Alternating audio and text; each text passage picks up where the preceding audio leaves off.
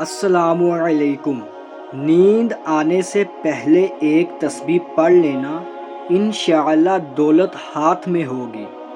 باوضو حالت میں سونے سے پہلے خلوص نیت کے ساتھ اول آخر ایک مرتبہ درود شریف جو آپ نماز میں پڑھتے ہیں اور درمیان میں ایک تسبیح یعنی 100 مرتبہ ان اللہ علی کل شیء قدیر پڑھ لیں، اور جب آپ یہ تسبیح پڑھ لیں گے تو اسی وقت ہاتھ اٹھا کر اللہ تعالیٰ کی بارگاہ میں دعا مانگیں، یا اللہ میری دولت کی اور رزق کی پریشانی کو ختم فرما، اور میرے لیے بھی کوئی ایسا وسیلہ بنا دے کہ میرے پاس بھی دولت اور رزق آ جائے۔